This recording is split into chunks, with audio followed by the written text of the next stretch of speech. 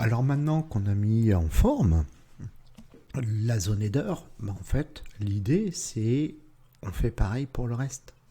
On récupère nos éléments structurants HTML5, comme la zone nav, comme la zone article, comme la zone footer, et on leur donne au bas mot un background color.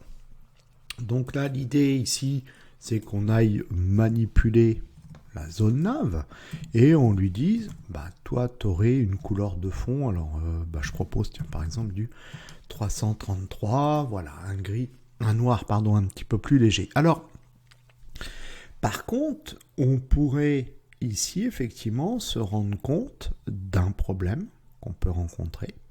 C'est le fait que la zone nav, du fait qu'on ait donné une couleur, ne touche pas la zone header. Pourquoi ? Comportement par défaut. La liste non ordonnée a des marges. Et en fait, c'est pour ça qu'on a ça. Donc, dans ce cas, il nous suffit de neutraliser les marges de la liste non ordonnée. Alors, une bonne pratique pour aller chercher ce sélecteur-là, parce qu'on pourrait retrouver le sélecteur HUL, par exemple, dans la zone article, pour autre chose, pour présenter autre chose. Alors, de manière à dire, je ne veux pas nécessairement pointer sur tous les éléments HUL présents dans ma page, alors je vais aller chercher précisément celui qui est enfant de la zone nav.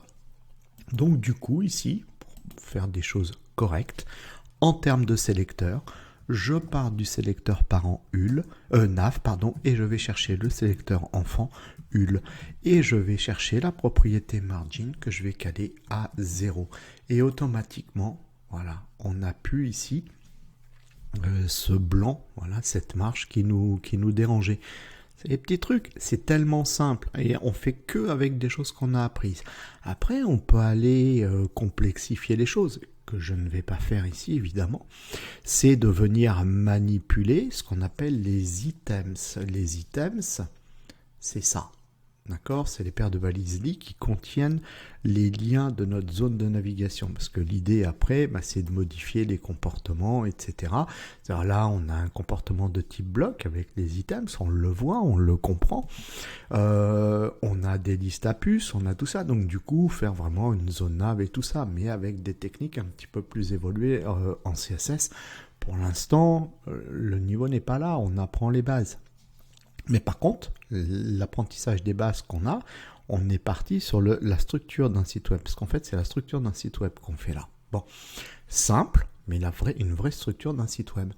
Et donc, de la même façon, si on veut que ça soit un petit peu moins engoncé dans la zone nav, rien ne nous empêche de mettre un padding, comme celui-là, par exemple, un padding de 15 px à l'intérieur, voilà, histoire qu'il y ait un petit peu plus d'espace, que ça soit pas collé au bord. Bon.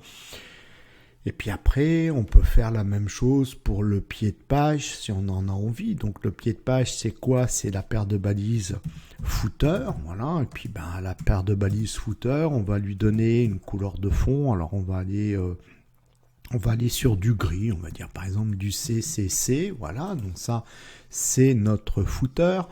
Lui aussi, on peut lui donner un padding. Alors je vais faire un truc un peu plus gros parce que comme j'ai pas beaucoup d'éléments sur ma page. Bon, donc là ici, on a un padding. On pourrait dire que à l'intérieur, alors tout à l'heure pour le home, j'ai été manipulé ici directement en fait l'intérieur. J'ai dit TextLine Center, ça veut dire que peu importe ce que je vais écrire dans le header, ça sera centré.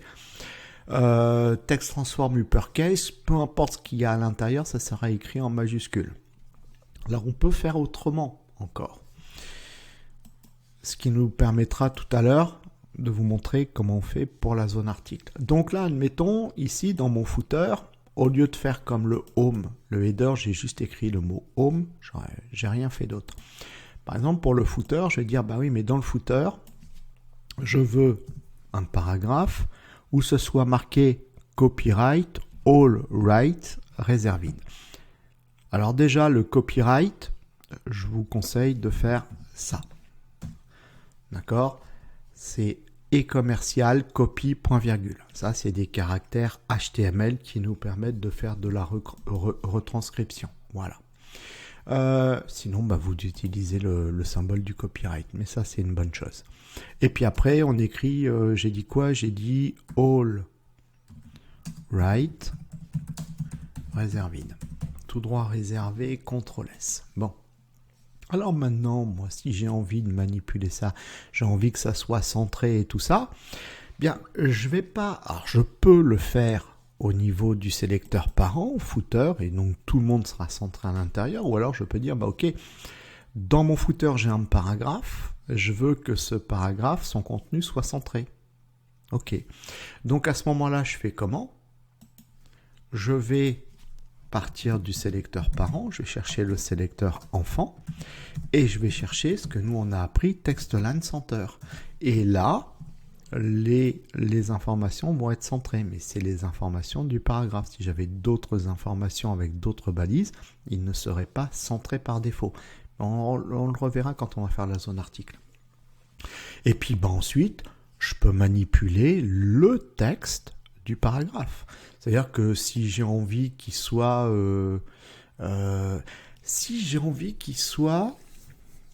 en italique. Donc on avait vu ensemble, on avait excusez-moi, non si c'est bon. On avait la balise EM.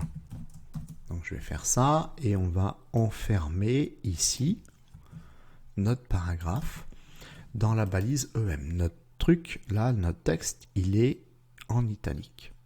Bon. Bien. Ce que l'on peut faire aussi, surtout si c'est un texte complet qui doit être en italique, on peut aller le manipuler en CSS. On a le moyen de le faire aussi. Donc, dans notre CSS, pour le paragraphe, on a... alors, je suis en train de chercher parce que je ne me rappelle plus. C'est pas texte transform, c'est fonte. Fonte-style, voilà, c'est celle-là. Et on a italique. CTRL S et regardez, le texte est passé en italique. D'accord? Donc ça aussi, c'est une manipulation CSS. Quand est-ce qu'on utilise EM ou quand est-ce qu'on utilise font style italique? Il n'y a pas de règle. Maintenant, si je veux aller sur quelque chose de plus sémantique, je vais dire quoi? Je vais dire que à partir du moment où l'intégralité de mon paragraphe il sera en italique, je vais privilégier un style CSS, ce qui me permet de ne pas encombrer mon HTML. Maintenant, si c'était juste pour qu'il y ait un mot qui soit en italique, là, ça vaut le coup de l'enfermer entre la paire de balises EM. Voilà. Bon, c'est pour faire simple, pour schématiser. Et puis pour terminer, on va écrire plus petit et avec une couleur moins prononcée.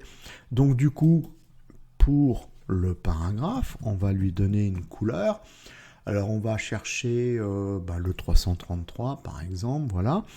Et pour la taille, font-size, on va lui dire un truc genre 9px.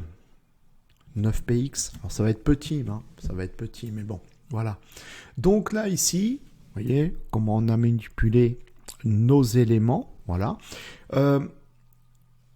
Si on veut les répéter, si on veut, parce que là du coup, si je clique, alors home j'y suis, si je clique sur about, j'ai rien. À ce moment-là, je peux les récupérer. On est dans le basique, hein. Donc à ce moment-là, je les récupère, je récupère tout ça, voilà, copier, je vais dans about, au niveau du body, hop, je vais remplacer tout le monde, et là, à la place d'écrire home, j'écris about, et about va prendre automatiquement les propriétés CSS du header, parce que j'ai dit tu dois être écrit centré et écrit en capital, en majuscule, donc c'est le cas. Et de la même façon, on peut en faire exactement autant pour notre page contact, voilà, et donc là du coup, pouf, voilà, ici on va écrire le mot contact, voilà, CTRL S. Et là, du coup, on a un site qui tient la route, parce qu'en fait, sa structure, c'est toujours la même. Donc, l'utilisateur, il n'est pas perdu quand il arrive sur le site et qu'il navigue à l'intérieur. Et après, qu'est-ce qui va varier? Eh bien, ce qui va varier, c'est son contenu. donc c'est-à-dire la zone article.